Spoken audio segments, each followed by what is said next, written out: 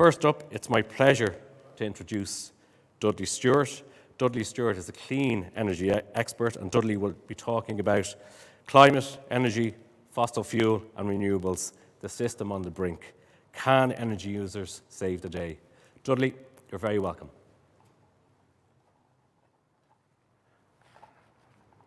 Hello, thank you very much. My name is Dudley Stewart. I'm a hydro and power engineer. I've got the task here today of clean energy, fossil fuel and renewables. The system is on the brink. Clean energy users save the day. So I think I'm probably the cat amongst the pigeons here today. I'm your Nigel Farage, if you like. So moving on, I just want to give us a sample of what we're talking about.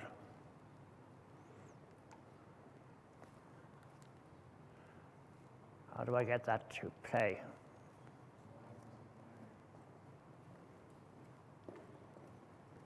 Thousands of people won't forget the night they spent trying to sleep or just stay safe, jammed onto the sidewalk outside Penn Station and on the steps of the General Post Office. They're praying for the first train home. This morning, Mayor Bloomberg says people should think of this as a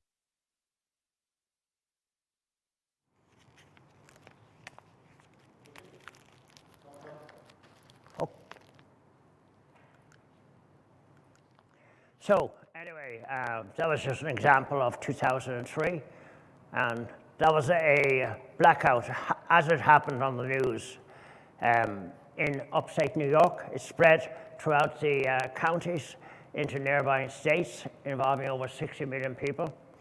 And it was caused by a simple drooping line that touched on leaves and caused the automation to trip. So, my message kind of here today is, when it comes to, disasters and catastrophes, they're always with us. My first job as a power engineer was in Southeast Asia. 1975, we had a problem with the energy crisis. There was a shortage of oil, and we had to get water up out of the ground. So we were tasked to find alternative energy sources there and then, on the spot, to replace the oil-driven power systems, to get the irrigation going so there would be food. There was pockets of famine breaking out throughout the countries down there, and it was very urgent. So if you like, if this happened to date, we would do all the same things. So we are no strangers to disaster. Last year in the USA, nearly 2,000 kilometers of transmission cable was out for nearly 5 weeks. Endless climate crisis disasters happened, from wildfires to hurricanes to bringing out power systems, and blackouts became just business as usual in the USA. And this is very much what we need to think about things. As we move forward and we start replacing, conventional oil-driven machines with renewables, which are inflexible. They deliver energy when there's wind and when there's solar, not when we want to flick on the switch and have power. They're intermittent and inflexible. And on top of that, in order to deal with this, with the removal of fossil fuel in sympathy with climate change and in preparation for a slowing down of the heating up the planet, electrification has been chosen as the way forward. So electrification means trying to make everything electrical. And that means pumping an awful lot of power down our transmission lines, down our local distribution lines, this will cause a lot of blackouts. And if we're really doing our job, we will have more blackouts. And I think my message here today is that the very one thing that we need to do, apart from introducing renewables, is to develop our system so that we can get through blackouts on a local level in a resilient way without disturbing business and our way of life.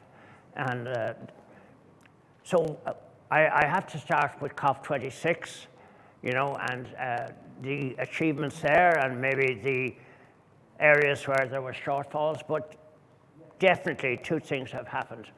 Investment in fossil fuel is declining worldwide. It is irreversible. Assets are being stranded, which will no longer be brought back into play. So we're on an irreversible path towards climate change. Coal will be eliminated. So if we look at our old electricity system, very simple diagram, you know, we used to have a supply side on the left and a demand side on the right. Right in the middle of that was the metering point.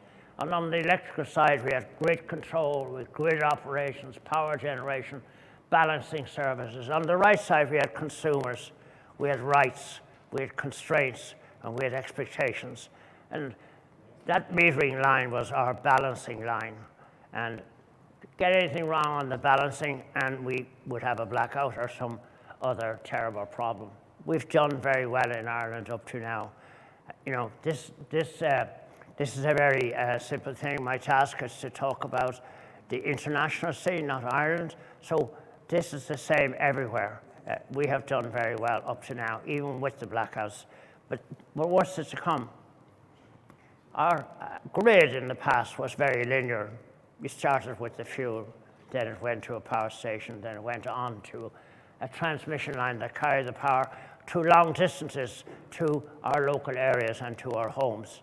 It was very, very linear, and anything going wrong along the way caused problems. Now we are, the inconvenient truth of all this thing is that we have to remove fossil fuel, the main anchor of the electricity grid. Fossil fuel is the fuel that can turn the power stations on whenever we want them, that can balance the renewables, but we have to remove it. And today is very much about how we are organizing on a worldwide scale in collaborative adventures to get to the point of being able to be at 100% clean energy. So we are moving to a new grid in which, you know, there is a whole wide range of things on the electrical system side. You know, our fuel mix remains hydro on the rise, wind massively on the rise, biomass massively on the rise, coal on the decline, oil on the decline. Natural gas is the transition gas, and we are definitely moving towards hydrogen and power, renewable gases, and then geothermal. We've skipped ahead. Our future on the other side of the meter is one of, you know, distributed energy resources, producers, consumers, prosumers, energy communities, system service, ESCOs. It's an entirely different landscape, much more complicated.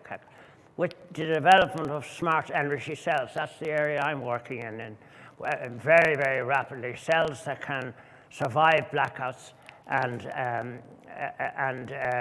can carry us through, cells that can underpin the cells that are operated by citizens. And one of the things I think I have to express here today is that the system has fundamentally changed. We're looking at, on the left-hand corner there of the screen, urban blocks which are becoming smart cells. Down on the left-hand below, we have, urban, suburbia, towns, areas, all kind of working towards becoming smart energy cells, And this is the way to bolster the system. One of the big problems we have here is the fear that if you interfere with the grid system, you will have a blackout. So therefore, this constant delay. Okay, so listen, I'm going to have to go. And so the paradox really is that the consumer now is in control using smart energy systems. Consumers can systematically bring down the grid if necessary. So there is great reason to bring it all together. Thank you very much for having me here. And I hope the rest now will get into the technical details and solve the problems. Thank you very much.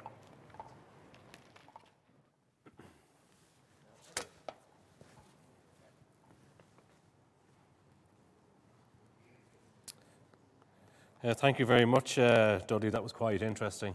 And one of the points I picked up on was the investment in fossil fuel. That's declining, but obviously that comes up with its own challenges. So yeah, that's a very interesting space that we need to invest in. Just a reminder.